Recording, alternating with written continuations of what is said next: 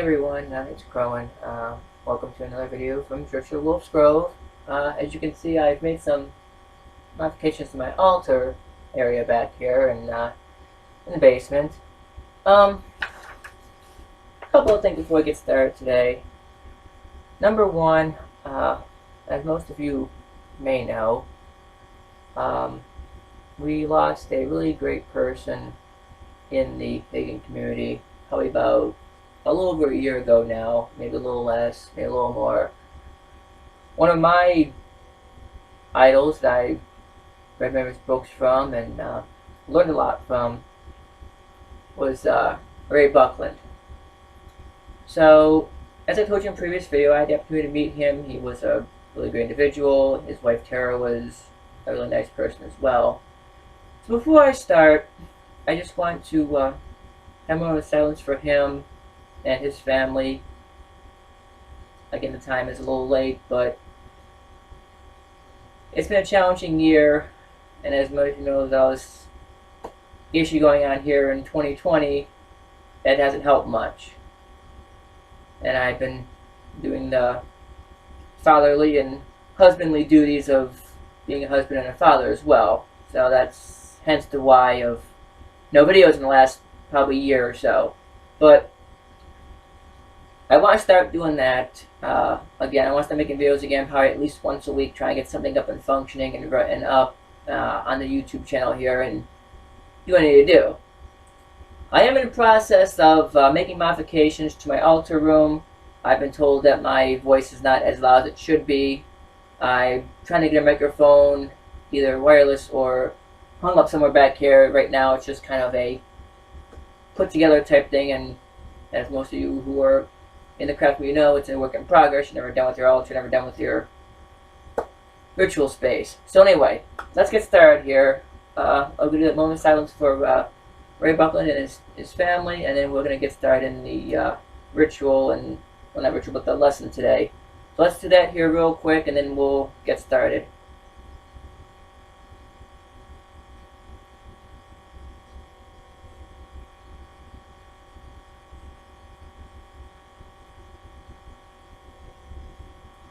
Okay, so today we're going to be out of Ray Buckland's book, Big Blue, as most of you know it by.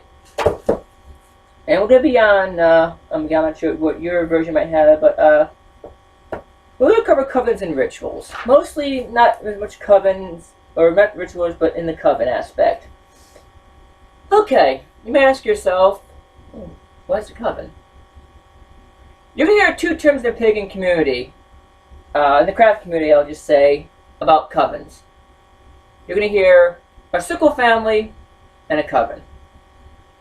Okay, what's the difference between the two? Let's start with a circle family.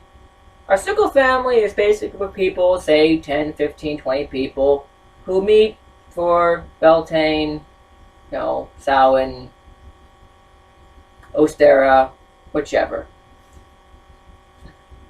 They're not necessarily a coven, but they're a group of friends who might hang out outside their ritual or what have you, or outside the event. Basically, circle family, in a nutshell, is a group of people who hang out, perform ritual, but aren't really a part of that group ritual per se, as far as the aspect of a coven where it's more strict guidelines.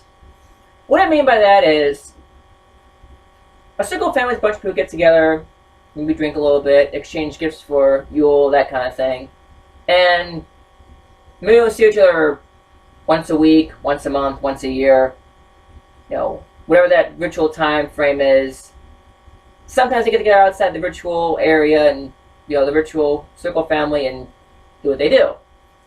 A coven is more strict. You have rules, regulations, guidelines, things that you follow. So I'm going to go into a circle family I was in for a little bit, and it was mostly older people, older than myself. And it worked out fine. Went once a month for a ritual, whether it be Beltane, Yule, Samhain, Ostera. Usually bring a dish, bring food. sometimes they cook on the grill, whatever it might be. So it worked out okay. I liked it. I mean, it had its issues, just like any group would. But I'll talk about my coven. I won't, most of you know I'm in Ohio, but I won't disclose where the coven was located because I'm still technically under coven rules, even though my coven's broken up, that you vow that we took an oath that we never disclose certain things about our coven, so I can't really say the location or the name or anything like that of our coven.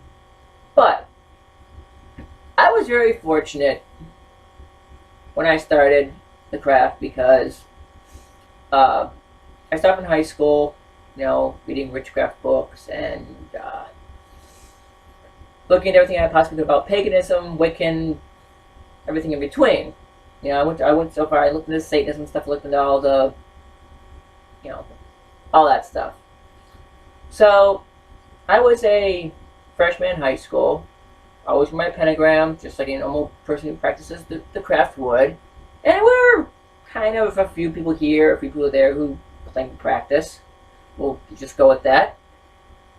But you learn as a practitioner, some people you're like, oh, okay, you're cool to hang out with, and you know about the craft, but other people are like, you stay over there type thing.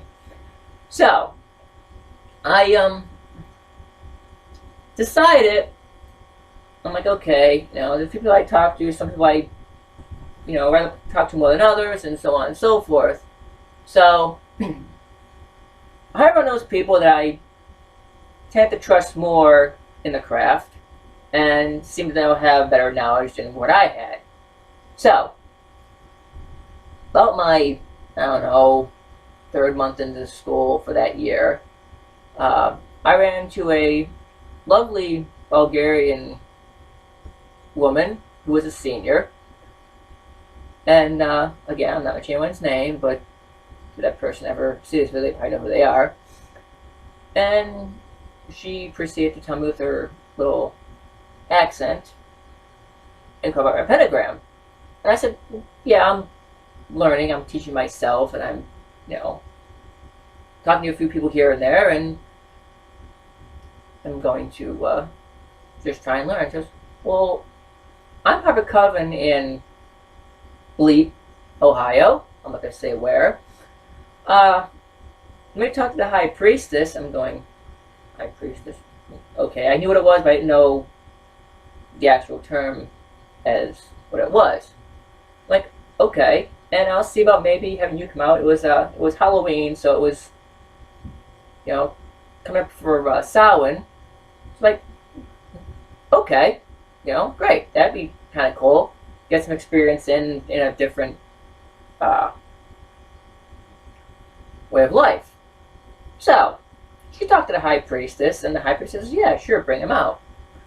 So, of course, we went out there and to the ritual space, and I participated in the ritual. I got interviewed by the high priestess, who was well knowledgeable on all aspects of the craft, more knowledgeable than I ever could be. We talked a little bit. She asked some questions about why I want to be in the craft. I'm just going to go through this as I go here. Why did you want to be in the craft? Well, I was born and raised Catholic. Didn't make sense. Didn't work. It's the same stuff over and over again. I saw things. I saw the Bible in different different aspects of what they were teaching me. Asked questions they couldn't answer. Next question I was asked is, "Do you know what a coven is?" No. I've seen things on TV. She stopped right there and said, "Nope. What you ever see on TV, most of it's bullshit. So keep that in mind when you watch movies and such on anything witchcraft related, which we'll get into a little bit here in a second. There is some truth to them, but a lot of them is Hollywood theatrical effect. But anyway, we'll get to that later. So, she also asked me, what deities I followed, what gods and goddesses I followed, which I kind of sort of knew at the time, which at the time was, and still is, Pan, Zeus, Persephone, Aphrodite, a few other ones that I use for, Diana is one of them I use because I have a lot of pets, which you may see them walking around here, so just keep that in mind. We actually lost one here recently, so that was a little rough. But anyway, so the other question she asked is, how do you feel if I were to initiate you into this coven? How would you feel about it? I'm going, well, I've never been in this position before, so I don't know. So I came through my rituals. I think I did Yule, and I did Midsummer Solstice and Summer Solstice and that, and I was approached again by the High Priestess and River Council, and they asked me if I would like to proceed in being initiated into the coven. Now, initiation to a coven. Okay, and again, this varies upon the coven and what they decide to do and how they decide to do things. But I'm going to tell you guys right now, don't be afraid of what's going to happen to you, because nothing is going to happen to you that's going to physically harm you in the aspect of, you're not going to die, you're not going to be harmed in any way, per se. Some covens do rituals and initiations that apply to old practices. You might be blindfolded, you might be walked around the ritual area, you have to be interrogated by certain played out people from way back when. It might be Zeus, it might be Pan, it might be whoever. They do these things. Don't be afraid of that, because that's just to initiate you as an initiate, and I'll get in levels of degree. I don't want to say degrees, but level of initiations here shortly. So keep that in mind. You're going to go into a coven. They're going to say, okay. Some might say strip down your skivvies, your underwear, whatever. Some might say throw on this particular color robe. Some might say you're going in sky coaches nude. Okay? Don't be afraid of that. Don't be afraid of, I know some people have some suspects, oh my god, I'm ugly. I don't want anyone seeing my junk, my ass, my whatever. Trust me. It's not as bad as what you might feel or what you might think. If you have self-conscious issues or self-esteem issues, talk to your council members, your HP, your HPS, High Priest, High Priestess, and let them know about it. They will work with you. If they really want you in that coven, they're going to work with you. So, moving forward. Once you become an initiate into a coven, initiate, neophyte, they use certain other terms. That is the lowest of the low that you can be into a coven. An initiate is basically somebody who comes into a coven. You agree to the regulations and rules of that coven. You may sign some document that says, you don't talk about this coven, you don't discuss this coven outside of your coveners, outside of the public, blah, blah, blah. Anything about that, some may put in there strict, if you talk about this particular organization, this coven, we're going to do X, Y, Z to you. Will they do it? Probably not, but keep in mind that, there's a good chance that it might happen if you violate your oath that you take in that coven. So, again, don't be afraid of what you're going to be going through in these initiations. Okay, so in my coven I was in, I was in for took me about 8 months to get through all the initiations, the basic initiations, and the entry levels, the higher levels, and then what I call the elder levels. So you basically have initiate or neophyte. That's like your lowest of the low. That's kind of like your, you're barely learning. You're just getting the craft. You may have a little knowledge here, a little knowledge there, and then basically you go through little tests. Stuff and teach you how to set your altar, how to do this, that, and the other, and each company is a little bit differently. Then you're going to go into either a prince or princess, emperor, empress, and again, that's just more learning, more knowledge. Then you're going to go into your first degree high priest, and that's a whole other entail in itself. It's more in depth of what you've learned in the past, what you've learned in the, how you've perceived things and that kind of stuff. Actually, I goofed, sorry. You're going to go neophyte, or apprentice, initiate, prince or princess, then first degree, high priest or high priestess. Then you're going to go into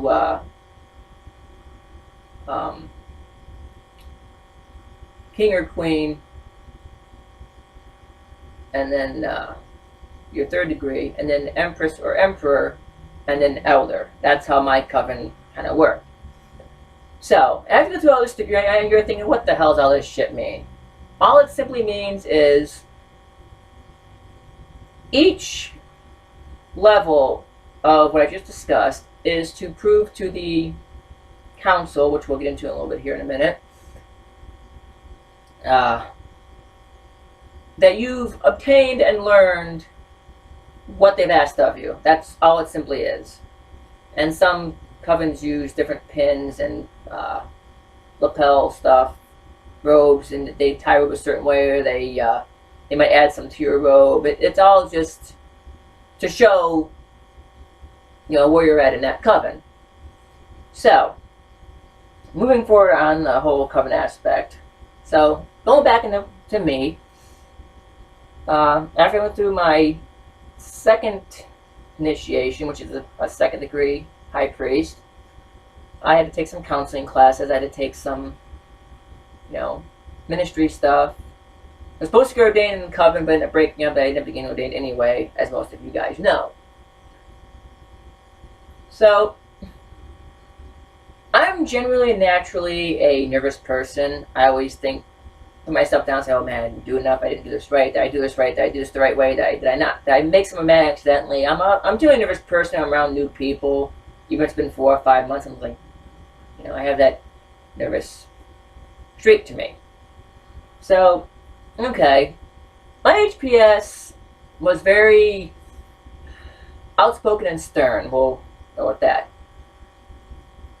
So, we're doing a midsummer solstice ritual, and everything seemed to be going well.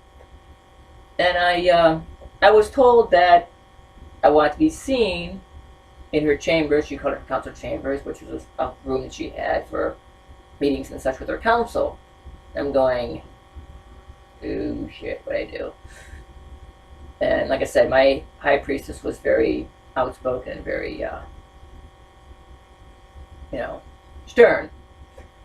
So, to make a long story short, I got asked to be on that council, and for the next 7 years I was on the council as a high priest because one of her people had some other obligations they had to do, and they had to leave the coven. So, you got your council, which is probably about 13 people, sometimes a little more, sometimes a little less, depending on what you have. You usually have 6 HP, 6 HPS, high priest, high priestess, and a coven master, coven leader type thing. So you're going to have 7 to 13 people. You have to have that odd number to make the one who runs the coven. Okay, I'm going into Buckland's book. And this is just basic guidelines. Hereditary, it goes into priesthood, talks a little bit about priesthood and how a priest should act in that kind of aspect here. The love of the priest and priestess. This just basically says, it's a respect thing. You respect the priest and priestess at all times. It's going to go into the circle casting, that kind of thing, and everything like that. So I'm going to go into next here and into at a later time. But so the other thing about in a coven is when you join a coven, not necessarily when you join a coven, you want to make sure that it's something you want to do, because it's like an organization that you might become a member of, whether it be the OTO, whether it be a volunteer fire department, a volunteer squad, a volunteer police department, whatever it might be. You obligate yourself to that organization as much as possible. So I'm gonna go, oh man, I'm getting back to do a coven. I'm gonna do this, and then get into it. No, I ain't doing this no more. You have to put the effort into it to give back to what you want to receive. So, going back to what I was saying before about the rituals. Every ritual you go through is going to be a little bit different. It's good. There's kind of a lesson behind it. You know, there's kind of a thought process of what you're going to be taught and your test on what you learn. I'm going to say this as bluntly as I possibly can.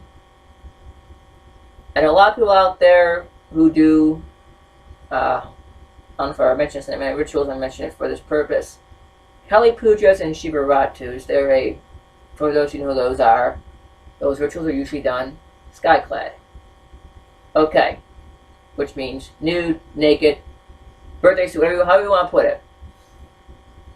When you get to a second degree high priest or high priestess, you should be well aware of looking sky-clad. It shouldn't be it shouldn't bother you. It shouldn't be an issue for you. You know, someone walks in and says, "Hey, we're doing a sky-clad ritual." Clothes off. You know, put them where they put them. Sit and be quiet. It should not be an issue to you. If it is, I understand people have self-esteem issues and things like that going on. You know, oh my God, I'm fat. I'm ugly. I'm whatever. Again, talk to your council members. You know, maybe they'll let you just keep your underwear on, keep your bra on, whatever your situation might be. And the reason I say this now is because some people have issues with, you know, their body, and I understand that. But more importantly, you know, the LGBTQ community has gotten really big in my area while I'm here in Ohio. And the reason I'm saying that is because, you know, you may have some males, some females who are going through the transition, and they don't want their scars showing, or, you know, their you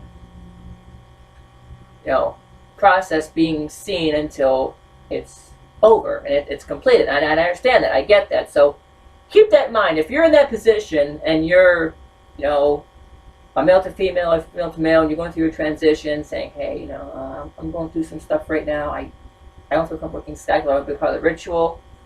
I'm sure that the high priest or priestess will acknowledge that and work with you on that.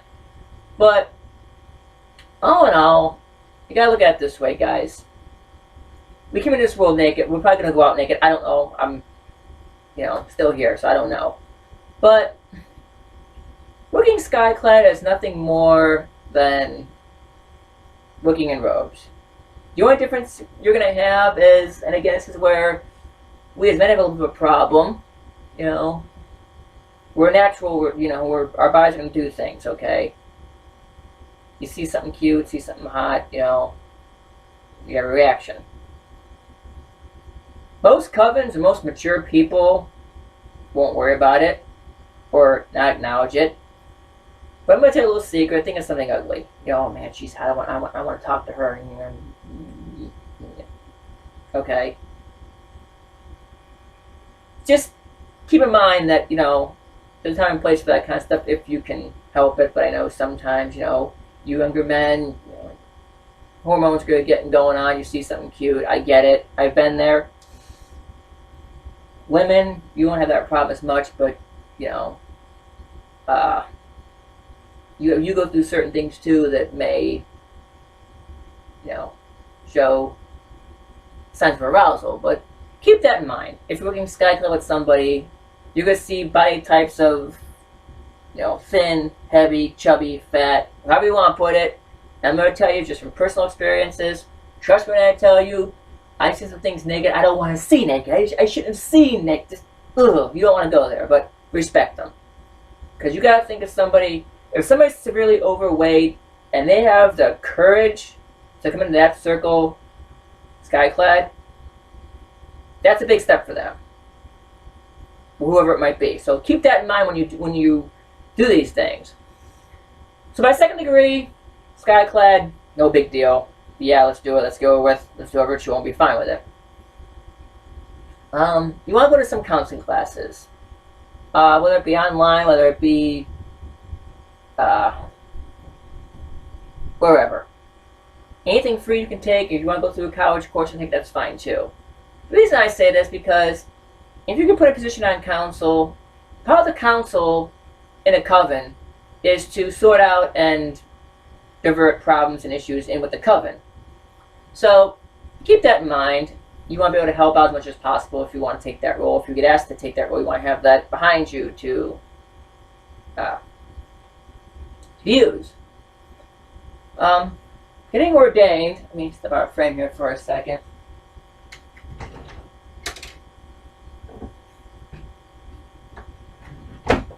Not sure how this is going to work, but this is my ordination certificate through the state of Ohio that I'm ordained as a minister to do rituals, hand fastings, funerals, so on and so forth. Baptisms, wickedings, recrims, whatever. This is my letter of good standing and my certificate from Universal Life Church. Not hard to get. There's no courses involved. You just basically sign up for it and you get it. States may differ and vary. So, getting deeper into the coven aspect, a coven, like I said, meets once, maybe twice a month, depending on what that coven does. Rules and regulations of a coven. Okay, a coven, just like any organization, is allowed to have rules, to make their coven safe, and so on and so forth. When you look into the ritual book, or they sometimes they say the rule book, book of showers, wherever they put their rules, regulations, and ordinance, just keep in mind that 9 times out of 10, and I'm going to go into one of my, what we call them laws, because you get a lot of people out there now think rules and ordinances aren't laws. That's why we call them laws, because it's just easier to make people kind of abide by what we're asking. One of our rules in our coven was you do not discuss anything else at the coven that no one should know about. Simple enough. Repercussions of doing this could and may result in casting out of the coven, being banished, so on and so forth. Now again, that sounds harsh. Being banished, oh my god, Now, think of it this way. We're going to go into one of the movies I want to discuss here a little bit, The Craft. Great movie. There is some truth into it, which we'll get into here later on. But comes to the time where Reverend Tunney's character realized that the Covenanters were dabbling some dark stuff. And she tried to revert them from harming people and hurting people, and it kind of backfired on her. Okay. In saying that, okay, you gotta think about this, guys. If you're in coven with somebody, you're still in high school, or it's somebody you work with, or it's somebody that you have to see on a daily basis, that's going to cause tension if you betray that trust and stop with them every day, because they can cause you problems at work, they can do rituals on you, they can cast spells on you. I'm not saying you can't do the same back, but it's going to cause tension. So keep in mind when you join a coven, the people that you work with, the people that you hang out with, that you see on a daily basis, might be part of that group that you see on a daily basis. So keep that in mind when you're reading these rules and regulations and laws and covens. They're not there to, I highly doubt any coven in this day and age would actually physically kill you or severely injure you for a betrayal or a, again, some people are completely crazy, I'll agree. I'm not saying it's not going to happen, but I highly doubt it. So you want to keep that in mind when you're joining a coven. Also in a coven, you have a bunch of people that may follow different paths. Uh, and when I say this, I don't mean paths as in the traditional craft like Gardnerian, SEAC, whatever. You may have, and people believe that a lot of people believe that there's certain things. Some people believe there are vampires, werewolves, whichever. Okay. We had a couple gypsies, a vampire, satanic vengeance witch. Respect everyone's beliefs. Again, people believe there are certain things. People believe that there are certain creatures in nature for the purpose of their beliefs, and that's perfectly fine and normal. So keep that in mind. You're gonna run into a lot of people that go, "Oh, I'm this, I'm this, I'm this." Okay, fine, cool. Respect them because they're there for a reason. The council, whoever brought them in that coven, brought them there for a reason. So keep that in mind. Respect them. Despite which, you might have. I'll be honest with you, I have a really, really hard time accepting vampires or who claim they're vampires in this world because of some bad experiences. All vampires bad? Probably not. I know some that I trust well. But again, yeah, I'd rather stay away from me if possible. Do I mind being around them as far as ritual work? No. I can work with them. It's just a personal preference. I prefer not around them if I can absolutely help it. But again, in life things happen. You could walk by a vampire on the street and not even know probably if you don't look for it. Or a werewolf or anything else in between there. So keep that in mind. You also can run into a lot of people who think that they're descendants of a deity. Zeus, Pan, Persephone, Aphrodite, Thor. Let go. Cool. Tell me more. The other thing I want to cover in a coven is, and again, this is more of a preference thing versus a law of regulation, although I don't be in some covens as a law of regulation. Dating. Dating in a coven, again, is not a bad thing. You find someone that has the same interest as you, you're both single, you guys make a connection, great. I'm all for it. But there's a little thing called time and place. Okay?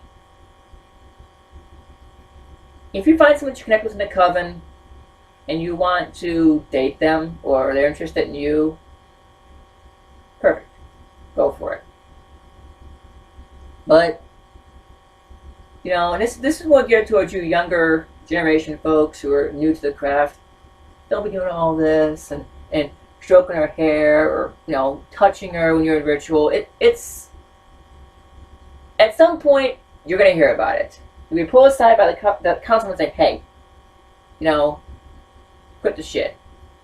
It's it's not respectful for the other people that you're around to be, rubbing up on your girlfriend or your boyfriend when you're in a ritual. So just keep that in mind.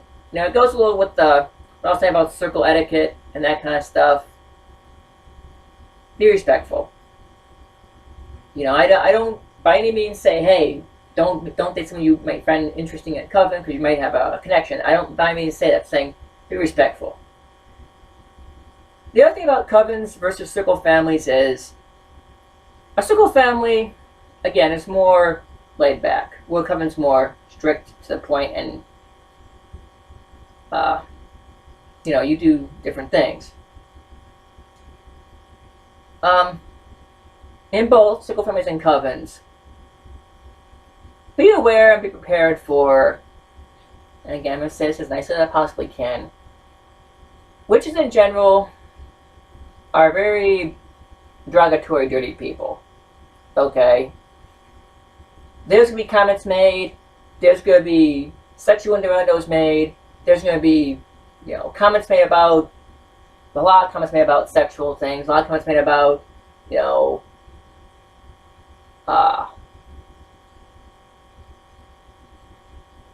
different aspects that, most people don't think about on a daily basis.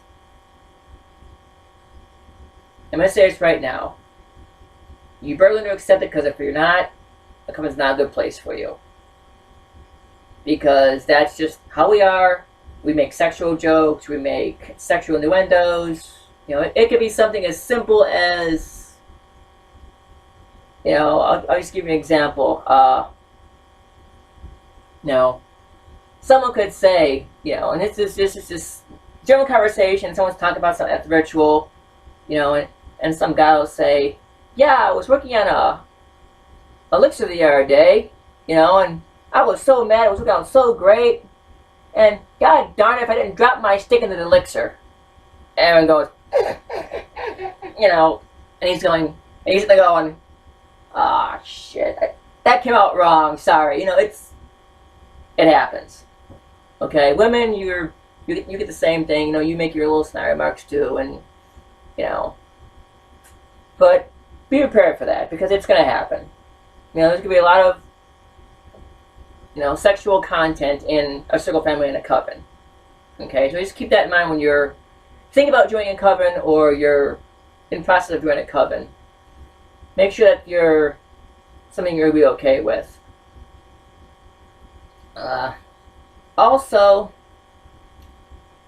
a coven may require you to do certain things. Certain color robes, certain roles in the coven. A lot of people might have their roles to play in a coven. Let's go into roles of a coven. Basically, the HPS, High Priestess, and High Priest HP run the ritual. They run the coven and what's going on in that particular moment.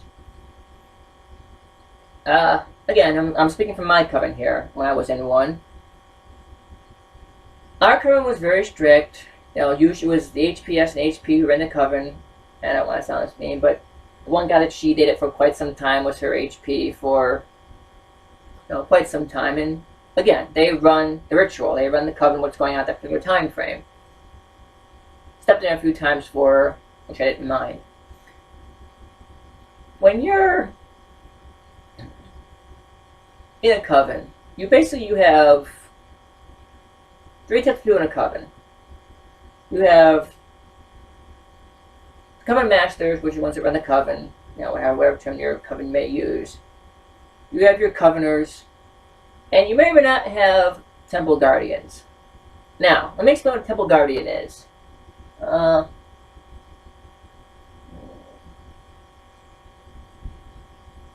I'm not going to reach for that, but anyway. A temple guardian is basically somebody who guards outside of the circle. And this is for large groups, public rituals, we call PRs, that kind of thing. Mostly if you're outside, or if you're, in an open space, we don't want people potentially interfering in your work. You usually have 4 of them. You'll have one at each, tower, watchtower, northeast, southwest.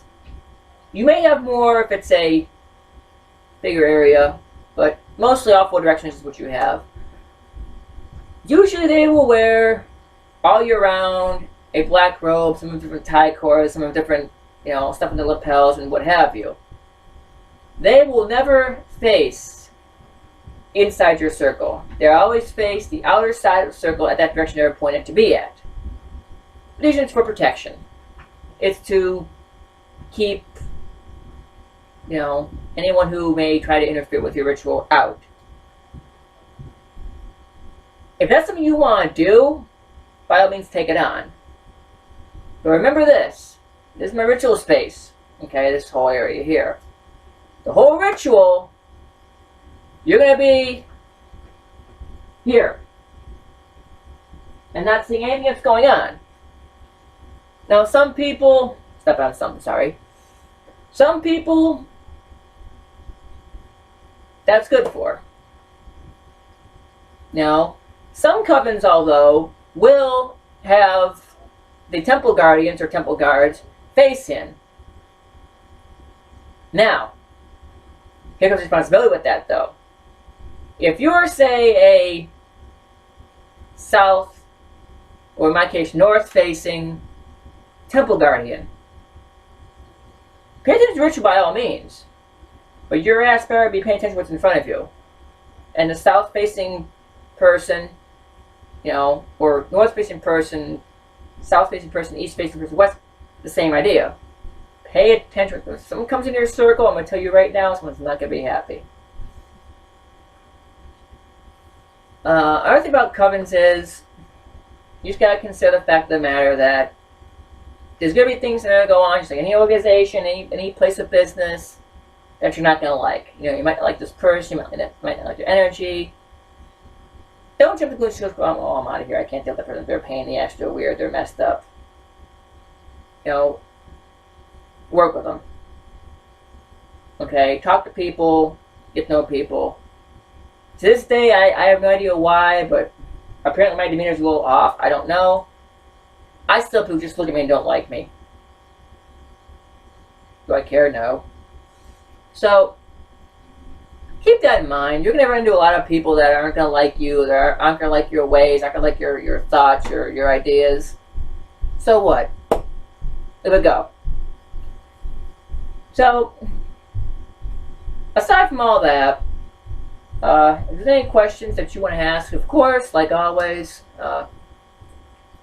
Church of the Wolves Grove, WOLVES, @gmail.com. Phone number 216-904-2218. By all means, give me a call. And I'm going to do a few more videos for today, so there might be a few up here in the next couple hours.